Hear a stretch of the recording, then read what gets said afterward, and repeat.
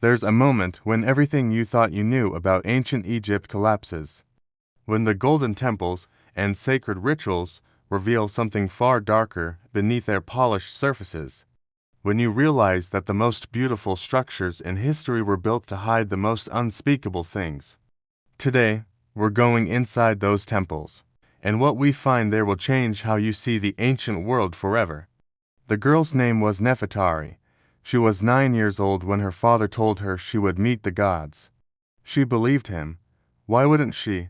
Fathers don't lie about such things. But as she stood on the temple patio at Karnak, with stones so hot they burned through her sandals, she began to understand that something was terribly, terribly wrong. The sun didn't feel right. It felt like it was burning her from the outside, while something invisible was breaking her from the inside. In front of her stood a priestess, whose face was painted white like a skull, black lines drawn around her eyes, making her look only half present, as if part of her was watching from somewhere beyond the world of the living. Behind this woman stood rows of priests, heads shaved smooth, completely motionless, completely silent. They didn't blink, they just watched. The priestess stepped forward, holding something that caught the sunlight. A bronze razor. Her voice came from somewhere deep and hollow. "You are Nefertari," she said. "That name means beautiful companion. But you will not carry that name anymore. Today you die, not your body, your identity. You are becoming something else, something that belongs to Amen, something that is no longer yours." Before Nefertari could speak, before she could even process what was happening, rough hands grabbed her arms. Servants, strong and emotionless, held her in place. The priestess raised the razor and began to cut, first one strand of hair, then a handful, then all of it, methodical and cold, strand by strand falling like dark rain onto the burning stones. Nefertari began to cry. The priestess's hand came across her face so fast she didn't see it coming. The sound echoed across the empty patio.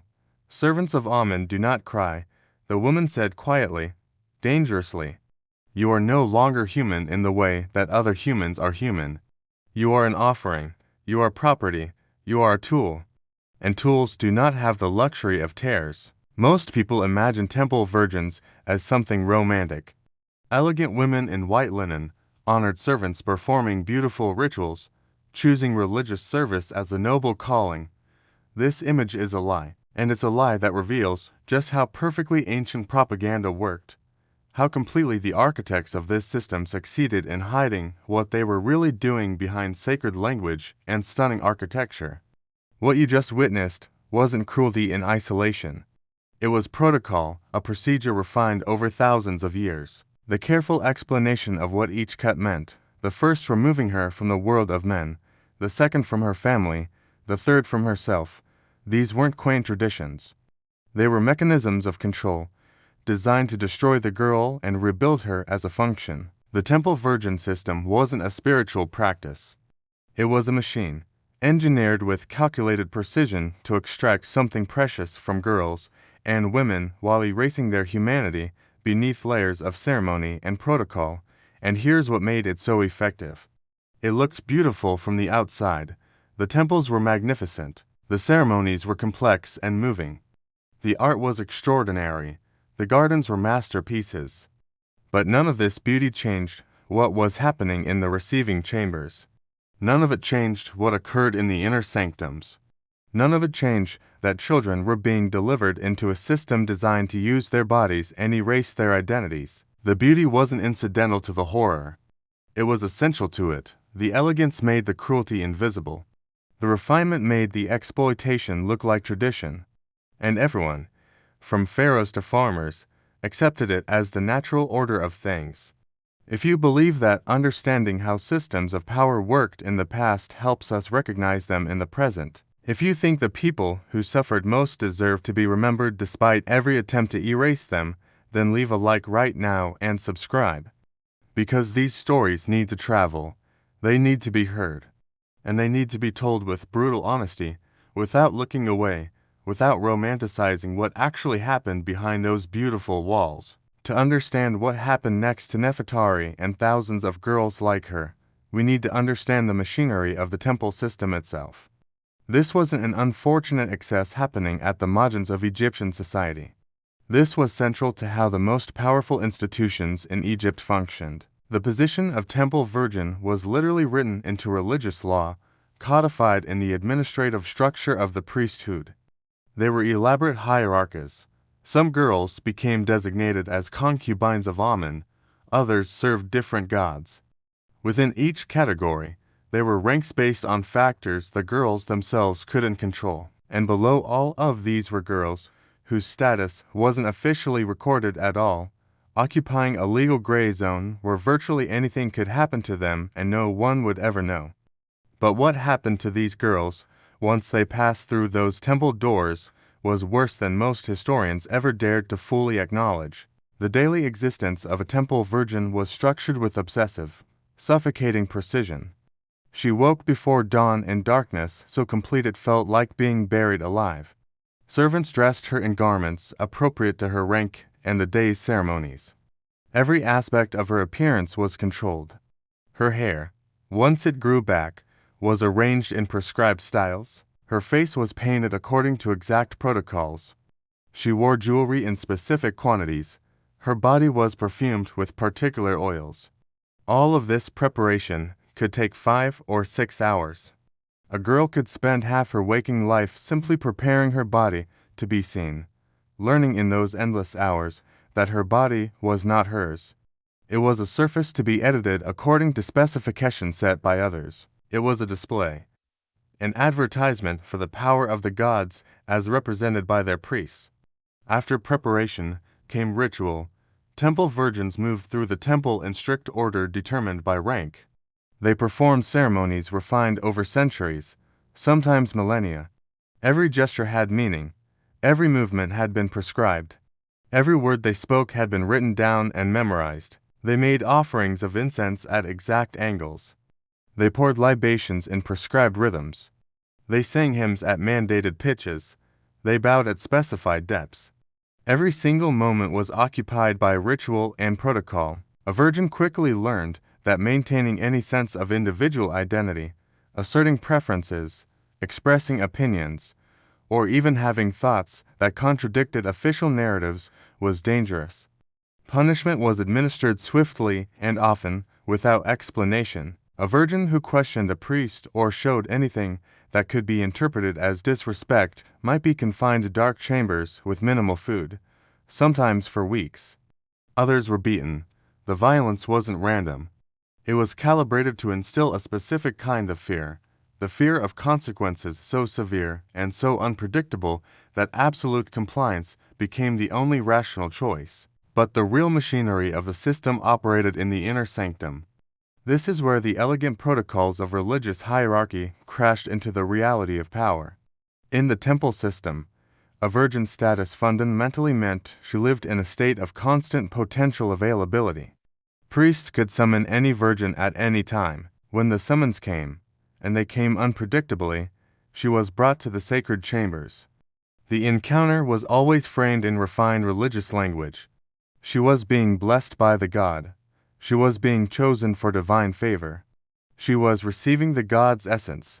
These words, these rituals, functioned as camouflage. They made something look acceptable that was actually the exercise of absolute power over someone who had no legitimate means of refusal.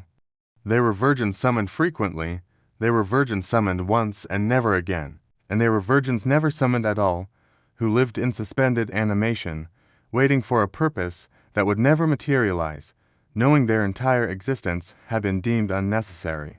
Virgins who became pregnant were immediately isolated in special chambers. The pregnancy itself became property of the temple. The moment the child was born, it was removed. If the child was a son, he was taken to be raised by the priests, presented as a divine child, sometimes elevated to positions of authority within the priesthood itself. The mother might be allowed to see him on rare ceremonial occasions, but she would have no role in raising him. The bond between mother and child was deliberately severed by protocol. This was intentional. The religious narrative required that the god, not the virgin, be recognized as the true parent. A virgin's biological maternity had to be erased for the religious fiction to hold. If the child was a daughter, the trauma was compounded by the knowledge that she would likely enter the same system. Some daughters of temple virgins became virgins themselves, perpetuating the cycle across generations. Imagine bearing a child only to have her removed within days. Imagine watching your daughter grow into someone whose sole future is to repeat your own captivity. This happened thousands upon thousands of times. It happened so often that there were entire protocols for managing the emotional devastation. Virgins who tried to resist the removal of their children were beaten.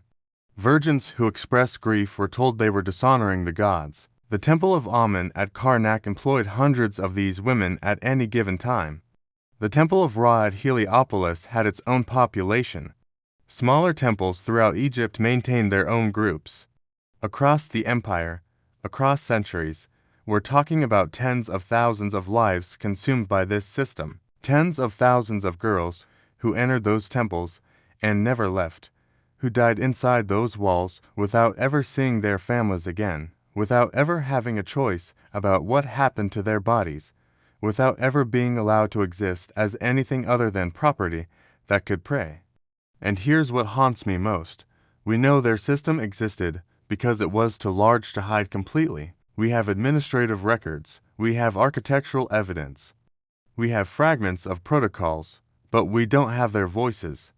We don't have their names, except for rare exceptions like Nefertari, whose name appears in a fragment of temple records.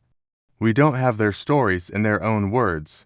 The system was designed to erase them even as it used them. They were essential to the functioning of the most powerful institutions in ancient Egypt, and yet they were treated as if they were invisible. Nefertari lived in that temple for 57 years. 57 years of rituals and protocols and carefully controlled movement. 57 years of watching other girls arrive, young and terrified, just as she had been. 57 years of watching some of them break, watching others adapt, watching all of them slowly forget who they had been before. When she died, there was no monument, no tomb, no record beyond a single line in an administrative ledger noting that a space had become available. The temple continued without her. The system continued. The priests continued to claim they spoke for the gods. The beautiful ceremonies continued. And somewhere, another 9-year-old girl was being told by her father that she was going to meet the gods. Comment below and tell me honestly, when you visited or learned about these magnificent temples, did you ever imagine what was really happening inside those walls? Did you ever think about the girls whose entire lives were consumed to maintain the power of priests and the illusion of divine favor? Because once you see it, once you really understand what this system was, you can never look at those beautiful temples the same way again. The stones remember, even if we forgot, even if the system tried to erase them. The stones remember what they witnessed, and now, so do you.